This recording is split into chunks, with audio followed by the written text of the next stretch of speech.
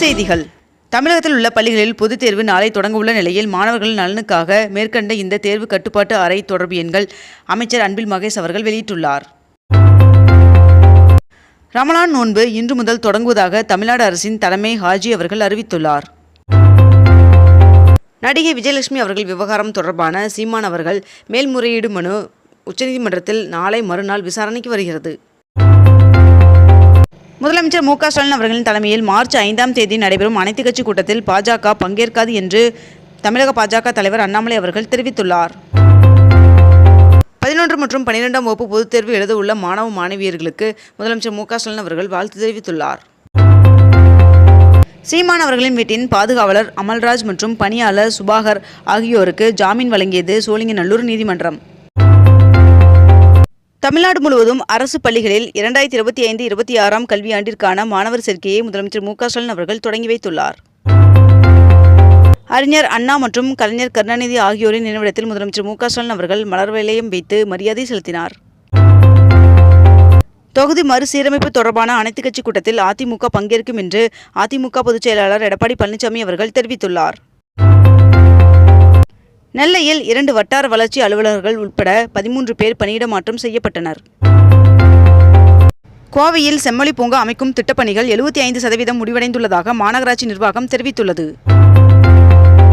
2025ஆம் ஆண்டு பிப்ரவரி மாதத்தில் 86 லட்சம் பயணிகள் சென்னை மெட்ரோ ரயிலில் பயணம் செய்துள்ளதாக தகவல் தெரிவிக்கப்பட்டுள்ளது. பெருநகர சென்னை மாநகராட்சியின் தற்போதைய மண்டலங்களின் நிர்வாக பகுதிகளை சீரமைத்து மண்டலங்களின் எண்ணிக்கையை 15லிருந்து 20ஆக உயர்த்த முதலமைச்சர் மு.க.ஸ்டாலின் அவர்கள் உத்தரவிட்டுள்ளார். 19 கிலோ எடை கொண்ட வணிக பயன்பாட்டிற்கான சிலிண்டரின் விலை ₹5.50 உயர்ந்து ஒரு சிலிண்டர் ₹1965 விற்பனை செய்யப்பட்டு வருகிறது. இதனைத் தொடர்ந்து வீட்டு உபயோக சிலிண்டரின் விலையில் எந்த ஒரு மாற்றமில்லை என்றும் தெரிவிக்கப்பட்டுள்ளது. 22 கேரட் ஆவண தங்கத்தின் விலை சவரனுக்கு ₹120 குறைந்து ஒரு சவரன் ₹63,520 விற்பனையாகிறது. அதேபோல் 1 கிராம் வெள்ளியின் விலை ₹105 விற்பனை செய்யப்பட்டு வருகிறது. முதலமைச்சர் மு.க.ஸ்டாலின் அவர்களின் 72வது பிறந்தநாளான இன்று தமிழ், ஆங்கிலம் மற்றும் தெலுங்கு மொழிகளில் முதலமைச்சர் மு.க.ஸ்டாலின் அவர்களுக்கு பிறந்தநாள் வாழ்த்து தெரிவித்துள்ளார் தமிழிசை சவுந்தரராஜன் அவர்கள். அண்ணா பல்கலைக்கழகத்தில் இந்த ஆண்டு புதிதாக இணையவழி MBA படிப்பு அறிமுகப்படுத்தப்பட்டுள்ளதாக தகவல் வெளியாகியுள்ளது. இந்தியாவும் ஐரோப்பிய ஒன்றியமும் இந்த ஆண்டு இறுதிக்குள் தடையற்ற வர்த்தக ஒப்பந்தத்தை இறுதி செய்ய இலக்கு நிர்ணயித்துள்ளன என்று பிரதமர் நரேந்திர மோடி அவர்கள் தெரிவித்துள்ளார்.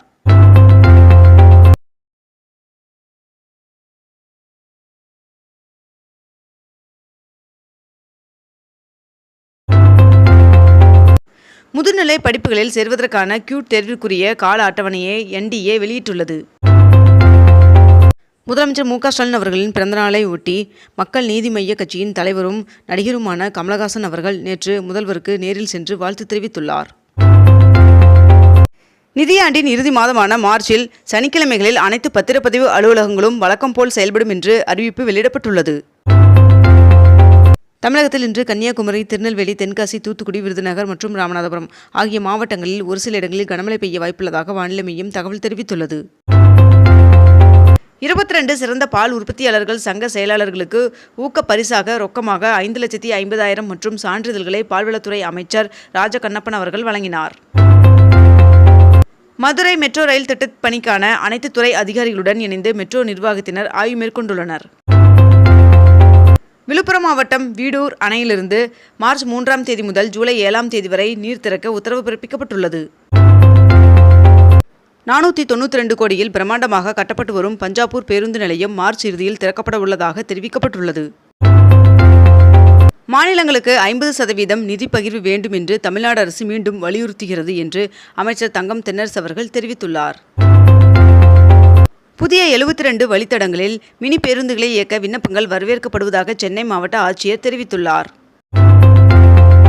திருப்பரங்குன்றம் முருகன் சுவாமி திருக்கல்யாணத்தை முன்னிட்டு மார்ச் 18ஆம் தேதி மீனாட்சி அம்மன் சுவாமி கோவிலில் நடை சாத்தப்படும் என்று அறிவிக்கப்பட்டுள்ளது.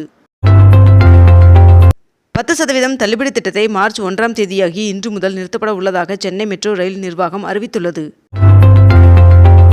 அனைத்து உள்ளாட்சி அமைப்புகளிலும் மாற்றுத்திறனாளிகளுக்கு நியமன முறையில் உரிய பிரதிநிதித்துவம் வழங்கப்படும் வகையில் வரும் சட்டமன்ற கூட்டத்தொடரில் உரிய சட்டத்திருத்தம் கொண்டுவரப்படும் என்று தமிழ்நாடு முதலமைச்சர் மு.க.ஸ்டாலின் அவர்கள் தெரிவித்துள்ளார்.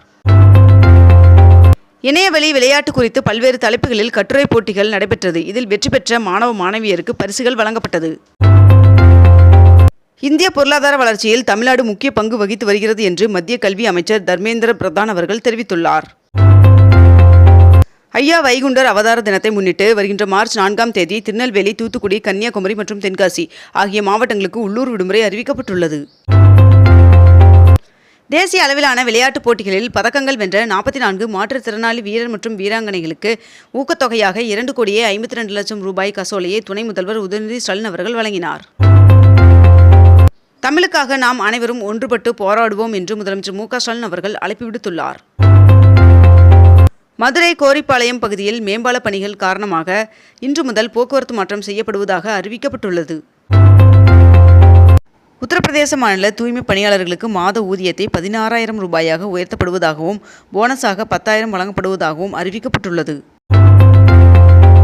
அமைச்சர் செந்தில் பாலாஜி அவர்களின் வழக்கில் கூடுதல் குற்றப்பத்திரிகைகளை ஒரே வழக்கில் இணைத்து சிறப்பு நீதிமன்றம் உத்தரவிட்டுள்ளது. தமிழ்நாடு வீட்டு வசதி வாரியத்தின் சார்பில் புதிதாக கட்டப்பட்டுள்ள 1046 அடுக்குமாடி குடியிருப்புகளை முதலமைச்சர் மு.க. ஸ்டாலின் அவர்கள் திறந்து வைத்தார். மகா கும்பமேளாவில் சுமார் 65 கோடி பக்தர்கள் பங்கேற்று புனித நீராடியுள்ளனர் என்று தகவல் தெரிவிக்கப்பட்டுள்ளது.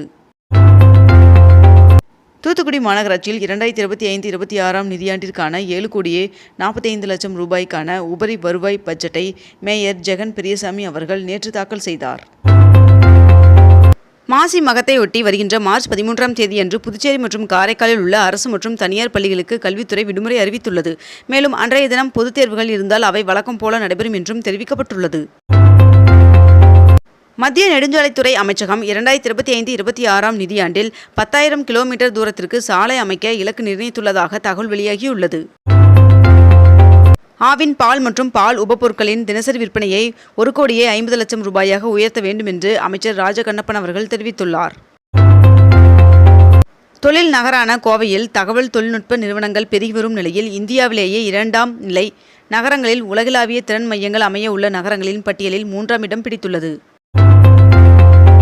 கேரள பல்கலையில் இளங்கோவடிகள் அவர்களின் பெயரில் தமிழ் இருக்கை அமைக்க தமிழ்நாடு அரசு பங்கு தொகையாக 1 கோடி ரூபாய் ஒதுக்கீடு செய்து அரசாணை வெளியிட்டுள்ளது. உதான் திட்டம் மூலம் வேலூர், சென்னை இடையே விரைவில் விமான சேவை இயக்கப்பட உள்ளது என்று ஒன்றிய சிவில் விமான போக்குவரத்துறை அமைச்சர் தெரிவித்துள்ளார். ஊத்துக்கோட்டை, திருமலைசை இடையே போக்குவரத்து நெரிசலை குறைக்க 20 கோடியில் சாலை விரிவாக்க பணிகள் 6 மாதத்தில் நிறைவடையும் என்று தெரிவிக்கப்பட்டுள்ளது. இத்துடன் இன்றைய தலைப்புச் செய்திகள் நிறைவடைகின்றன. மேலும் இதுபோன்ற அண்மை தகவல்களை உடனுக்குடன் தெரிந்து கொள்ள அக்னிபூ சேனலை சப்ஸ்கிரைப் செய்து கொண்டு தொடர்ந்து இணைந்திருங்கள். நன்றி, வணக்கம்.